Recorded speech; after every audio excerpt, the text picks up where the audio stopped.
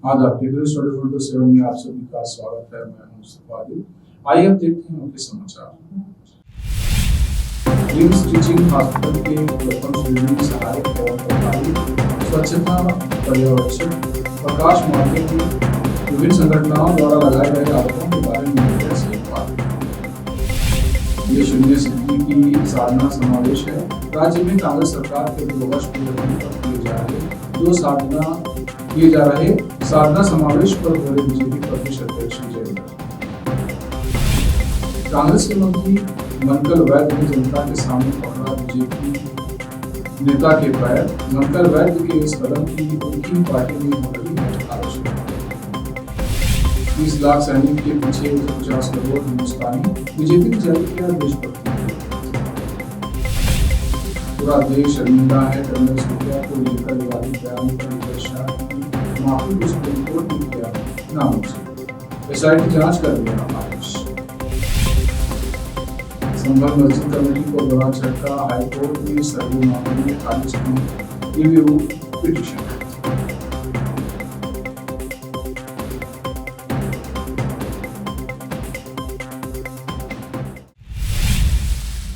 अब समाचार विस्तार से।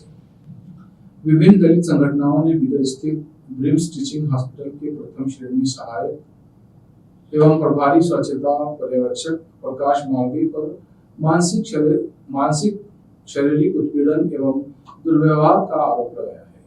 इस संबंध में प्रकाश मार्गे ने मीडिया के समक्ष अपनी व्यथा व्यक्त करते हुए बताया कि सभी संगठनों से कहा कि आप मेरी निष्ठावान सेवा को कमजोर करने की कोशिश कर रहे हैं और मुझ पर झूठा आरोप लगा रहे हैं।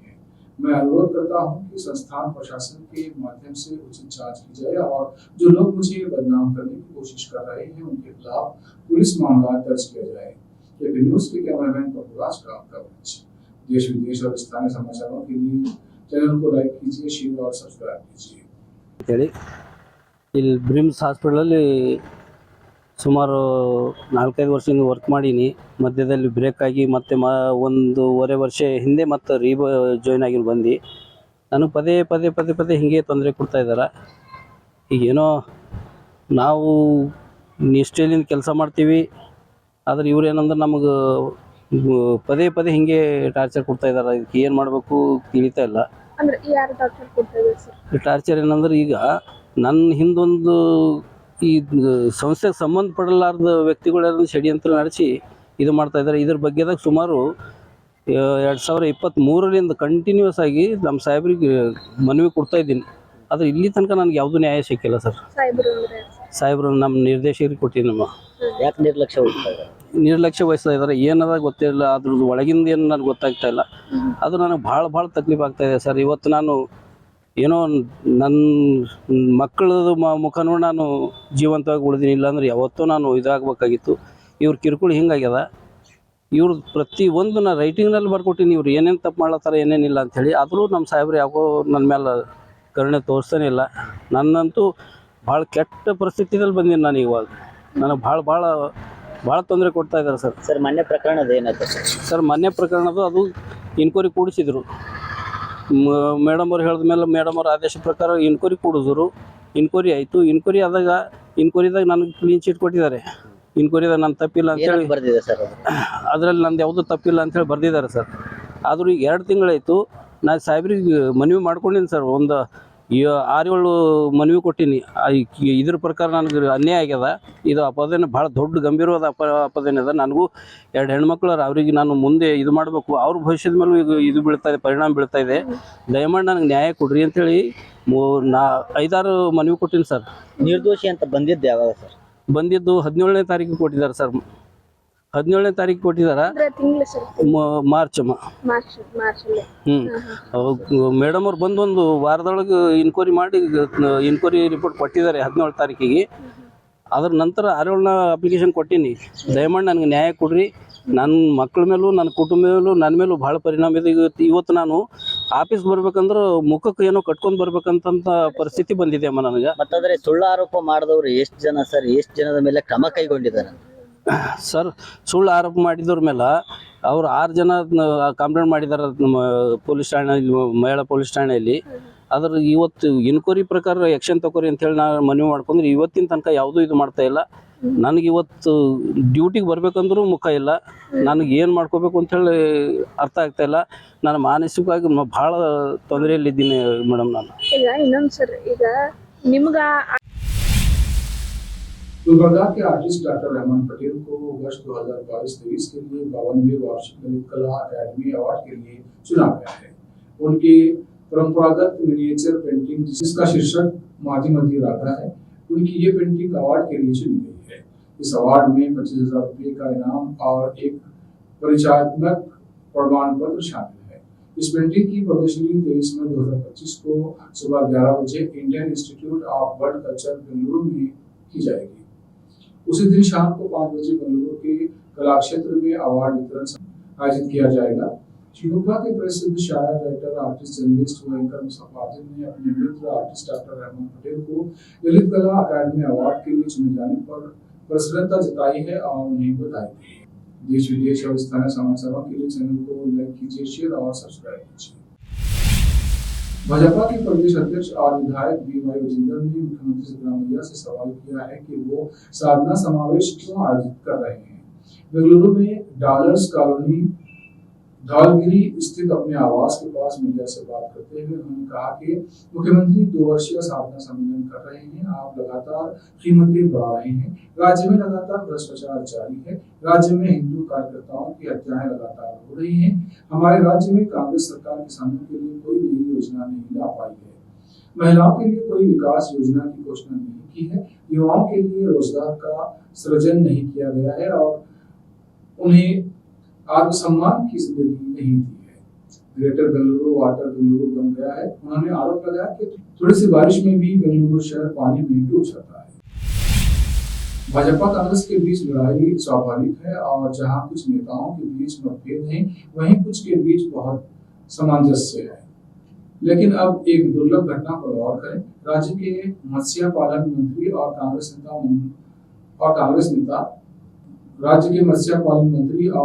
नेता मंकल वैद्य उडुपी में आयोजित एक सार्वजनिक समारोह में पूर्व मंत्री और भाजपा नेता प्रमोद माधवराज के पैरों में गिर पड़े, जिससे बड़ा विवाद पैदा हो गया है। ये घटना जनता के सामने घटी और कांग्रेस पार्टी के भीतर से मंत्री की कड़ी आलोचना हुई है। कांग्रेस नेता मंकल वैद्य ने कल उडुपी में आयोजित एक समारोह में प्रमोद माधवराज को श्रद्धांजलि दी। इस घटना ने लोगों का ध्यान खींचा है। कुछ लोग इसे सम्मान का पारंपरिक संकेत मान रहे हैं, जबकि कांग्रेस पार्टी के कुछ नेताओं ने इसकी निंदा की है। कुछ कांग्रेस कार्यकर्ताओं ने अपनी नाराजगी जताते हुए कहा है कि सार्वजनिक रूप से विपक्षी नेता के पैरों में गिरना कांग्रेस पार्टी के मूल्यों के खिलाफ है। मंगल वैद्य के इस कृत्य को लेकर कांग्रेस पार्टी के भीतर गर्मागर्म बहस शुरू हो गई है। पार्टी के कुछ वरिष्ठ नेताओं ने इस पर आपत्ति जताते हुए कहा है कि एक मंत्री के सार्वजनिक कृत्य से पार्टी की छवि धूमिल हुई है। इससे कांग्रेस कार्यकर्ताओं में गलत संदेश गया है।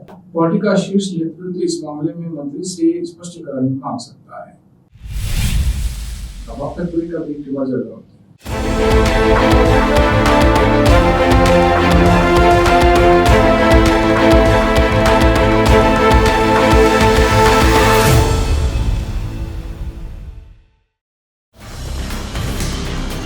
हिंदुस्तान के हर कोने में हम हैं मौजूद। 24 घंटे हालात पर गहरी नजर, खबरों से जुड़े चुपते सवालात और आपको दिखाता है धार्मिक, सामाजिक, राजनीतिक, लोकल और इंटरनेशनल न्यूज की सबसे बेहतर कवरेज, जो आपको रखती है हर पल बाखबर। देश और दुनिया भर की खबर के लिए देखते रहें KP News 24/7। नूर एजुकेशन ट्रस्ट बीदर की ओर से चलाए जाने वाला नूर M.Ed and B.Ed college Bidar, recognized by NCTE Delhi and affiliated to Bidar University Bidar. Admission are open for the academic year 2023-24. विशेषज्ञ और सक्षम शिक्षकों द्वारा शिक्षा प्राप्त करने के लिए नूर M.Ed and B.Ed कॉलेज में दाखिला लें और शांत वातावरण में शिक्षा प्राप्त करें। बीदर शहर में बेहतर शिक्षा का एकमात्र केंद्र Noor MEd and BEd college, Shahpur gate, Bidar. Phone numbers 9945283920, 8482221297।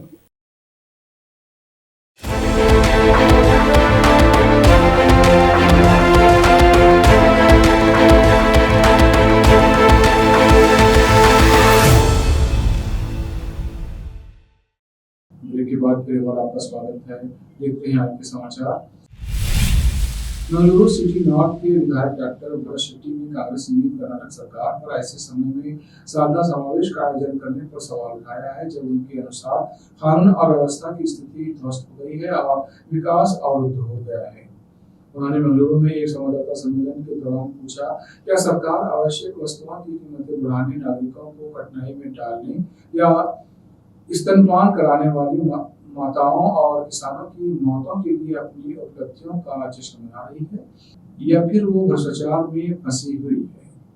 उन्होंने जोर देकर कहा कि जश्न का मतलब तभी है जब लोगों की जिंदगी बेहतर हो। विधायक ने सवाल किया कि पिछले 2 सालों में 1600 से ज्यादा किसान आत्महत्या कर चुके हैं और ईमानदार अधिकारियों को इस कमीशन सरकार द्वारा आत्महत्या करने के लिए मजबूर किया जा रहा है। हुगली में नेहा से लेकर मंगलुरु में सुहास शेट्टी तक हत्याएं बढ़ रही हैं, अपराध दर में भारी वृद्धि हुई है और राज्य में कानून व्यवस्था की स्थिति बेहद खराब है। क्या साधना समावेश सीएम सिद्धरामैया के युद्ध पर दिए गए बयान का जश्न मनाने के लिए आयोजित किया जा रहा है, जिसे अब पाकिस्तानी टीवी द्वारा हाईलाइट किया जा रहा है। मुंबई के पहले अंडरग्राउंड मेट्रो स्टेशन में यात्रियों को नेटवर्क की दिक्कतों का सामना करना पड़ रहा है। इस मेट्रो स्टेशन में मोबाइल नेटवर्क की समस्या ने यात्री अनुभव को प्रभावित किया है। कई यात्रियों ने शिकायत की है कि स्टेशन में प्रवेश करते ही उनका मोबाइल सिग्नल कमजोर हो जाता है, जिससे उन्हें कॉल और इंटरनेट सेवाओं में परेशानी होती है। ये समस्या खासकर उन यात्रियों के लिए परेशानी का कारण बन रही है जो यात्रा के दौरान अपने कामकाजी कॉल्स या ऑनलाइन सेवाओं का इस्तेमाल करते हैं। इस मुद्दे को हल करने के लिए जन सुधार की उम्मीद जताई जा रही है। दक्षिण कश्मीर के पहलगाम में हुए बर्बर आतंकी हमले के बाद भारतीय सेना के द्वारा चलाए गए ऑपरेशन सिंदूर ने पूरे देश में गर्व की भावना भर दी है। इस साहसिक अभियान को सलाम करते हुए भारतीय जनता पार्टी ने सैनिकों के सम्मान में एक देशभक्ति गीत जारी किया है। इसे पार्टी के सांसद और लोकप्रिय गायक मनोज तिवारी ने स्वर दिया है। गाने के बोल हैं, 30 लाख सैनिक के पीछे 150 करोड़ हिंदुस्तानी, नाप देंगे जब चाहेंगे, दुश्मन में कितना है पानी। भाजपा ने इस गीत का वीडियो सोशल मीडिया पर साझा करते हुए लिखा, 30 लाख सैनिक के पीछे 150 करोड़ हिंदुस्तानी, नाप देंगे जब चाहेंगे, दुश्मन में कितना है पानी। निशानी देख लो ये निशानी, कहानी हो गई है शुरू कहानी। ऑपरेशन सिंदूर जारी है। कर्नल सोफिया कुरैशी पर आपत्तिजनक बयान के चलते विवाद में फंसे मध्य प्रदेश के मंत्री विजय शाह की माफी को सुप्रीम कोर्ट ने नामंजूर कर दिया है। सुप्रीम कोर्ट ने कहा कि ऐसा नहीं लगता है कि उन्हें अपने बयान को लेकर सचमुच कोई अफसोस है और ये माफी सिर्फ कानूनी अंजाम से बचने के लिए मांगी गई है। सुप्रीम कोर्ट ने विजय शाह के खिलाफ दर्ज एफआईआर की जांच के लिए एसआईटी गठन का आदेश दिया है। कोर्ट ने मध्य प्रदेश के डीजीपी से कहा कि वो 20 मई को सुबह 10 बजे तक एसआईटी का गठन करें। एसआईटी में शामिल सभी अधिकारी मध्य प्रदेश से बाहर के होने चाहिए। उनमें से एक अधिकारी महिला भी होनी चाहिए। एसआईटी की अध्यक्षता आईजी रैंक के अधिकारी करेंगे और बाकी 2 मेंबर कम से कम एसपी रैंक के होंगे। कोर्ट ने एसआईटी को स्टेटस रिपोर्ट देने को कहा है। अगली सुनवाई 28 मई को होगी। सुप्रीम कोर्ट ने विजय शाह की गिरफ्तारी पर रोक लगा दी है, लेकिन इसके साथ ही शर्त भी लगाई गई है कि वो जांच में सहयोग करें। इससे पहले सुनवाई के दौरान जस्टिस सूर्यकांत ने विजय शाह को जमकर फटकार लगाई। कोर्ट ने कहा कि शाह की टिप्पणी बेहद विचारहीन है और बद्दी है। विजय शाह की ओर से पेश वकील मनिंदर सिंह ने कहा कि वो माफी मांग चुके हैं और अदालत के सामने दोबारा माफी मांगने को तैयार है। जस्टिस सूर्यकांत ने कहा, हमें माफी की जरूरत नहीं है, ये अवमानना का मामला नहीं है जो उनको अदालत से माफी मांगने की जरूरत हो और ऐसा करके वो बच सकते हो। हम इसे कानून के मुताबिक देखेंगे। इलाहाबाद हाईकोर्ट से मुस्लिम पक्ष को तगड़ा झटका लगा है क्योंकि इलाहाबाद हाईकोर्ट ने मुस्लिम पक्ष की सिविल रिवीजन पिटीशन खारिज कर दी है। हाईकोर्ट के इस फैसले से आज ये साफ हो गया है कि संभल की जिला अदालत में सर्वे का मुकदमा आगे चलेगा। जस्टिस रोहित रंजन अग्रवाल की सिंगल बेंच ने मुस्लिम पक्ष की दलीलें नामंजूर करते हुए ये फैसला सुनाया है। 13 मई को मस्जिद कमेटी की सिविल रिवीजन पिटीशन पर बहस पूरी होने के बाद हाईकोर्ट ने अपना फैसला सुरक्षित रख लिया है। संभल की जामा मस्जिद और हरिहर मंदिर विवाद पर मस्जिद कमेटी द्वारा दाखिल की गई थी सिविल रिवीजन याचिका मस्जिद कमेटी ने इलाहाबाद हाईकोर्ट में मुकदमे की पोषणीयता को चुनौती दी थी। अब आप एक और ब्रेक का ब्रेक के बाद जल्द लौटते हैं। ब्रेक के बाद एक बार आपका स्वागत है। देखते हैं समाचार। दिल्ली पुलिस की शाहदरा जिले की टीम ने NCERT की नकली किताबें बेचने वाले एक बड़े रैकेट का भांडाफोड़ किया है। इस ऑपरेशन में बाप बेटे की जोड़ी को गिरफ्तार किया गया है और करीब 1.7 लाख से अधिक नकली किताबें जब्त की गई हैं, जिनकी अनुमानित कीमत 2.4 करोड़ रुपए बताई जा रही है। अब इस मामले में दिल्ली पुलिस नकली किताबें छापने वाली प्रिंटिंग प्रेस के साथ ही थोक विक्रेताओं और शिक्षा संस्थानों तक की भी भूमिका की भी जांच कर रही है। दिल्ली पुलिस के मुताबिक 16 मई को शाहदरा जिले की पुलिस को एक गुप्त सूचना मिली थी कि मंडोली रोड स्थित एक दुकान पर अवैध रूप से NCERT की नकली किताबें बेची जा रही हैं। सूचना मिलते ही स्पेशल स्टाफ की टीम सक्रिय हो गई और इंस्पेक्टर मनीष कुमार के नेतृत्व में एक विशेष टीम गठित की गई। NCERT के असिस्टेंट प्रोडक्शन ऑफिसर प्रकाश वीर सिंह को भी प्रमाणन के लिए टीम में शामिल किया गया। सूचना के आधार पर पुलिस की टीम ने मंडोली रोड स्थित अनुपम सेल्स नाम की दुकान पर छापा मारा, जहां प्रशांत गुप्ता और उसका बेटा निशान गुप्ता अवैध रूप से NCERT की नकली किताबें बेचते पकड़े गए। दुकान से कक्षा 12वीं की सोशल साइंस की नकली किताबें जब्त की गई, जिन पर NCERT अधिकारी और दुकानदार के जाली हस्ताक्षर भी पाए गए। यूट्यूबर ध्रुव राठी एक बार फिर विवादों में घिर रहे हैं। हाल ही में उनके चैनल पर आई एक वीडियो के चलते विवाद खड़ा हो गया है। वीडियो का title the Sikh warrior who terrified the Mughals है। ये रविवार रात को उनके यूट्यूब चैनल पर अपलोड किया गया था और इसकी लंबाई 24 मिनट 37 सेकंड है। वीडियो को लेकर श्रोमणी गुरुद्वारा प्रबंधक कमेटी SGPC ने भी निंदा की है। शिरोमणि अकाली दल के अध्यक्ष सुखबीर सिंह बादल ने भी इस वीडियो की आलोचना की है। उन्होंने कहा कि इस तरह के वीडियो सिख मर्यादा का उल्लंघन करती है, जिसमें गुरु साहिबानों की तस्वीरों या दृश्य रूपों को दिखाना मना है। उन्होंने ये भी कहा कि वीडियो में इस्तेमाल की गई भाषा भी सम्मानजनक नहीं है और इतिहास को गलत तरीके से पेश किया गया है, जिससे सिख समुदाय की भावनाएं आहत हुई है। अगले एक बार देखते हैं मुख्य समाचार। रिम्स टीचिंग हॉस्पिटल के प्रथम श्रेणी सहायक एवं प्रभारी स्वच्छता पर्यवेक्षक प्रकाश मार्गे की विभिन्न संगठनों द्वारा लगाए गए आरोपों के बारे में ये शून्य सिद्धि की साधना समावेश है। राज्य में कांग्रेस सरकार के 2 वर्ष पूरे होने पर किए जा रहे साधना समावेश पर बोले बीजेपी प्रदेश अध्यक्ष विजय। कांग्रेस के मंत्री मनकल वैद्य ने जनता के सामने पकड़ा बीजेपी नेता के पैर। मनकल वैद्य के इस कदम की उनकी पार्टी में हो रही है आलोचना। 30 लाख सैनिक के पीछे 50 करोड़ हिंदुस्तानी, बीजेपी ने जारी किया देशभक्ति। पूरा देश शर्मिंदा है। कर्नल सूर्या को लेकर विवादित बयान पर विजय शाह की माफी को सुप्रीम कोर्ट ने किया नामुमकिन। SIT जांच कर दिया आदेश। संभल मस्जिद कमेटी को बड़ा झटका। हाईकोर्ट ने सर्वे मामले में खारिज की रिव्यू पिटीशन।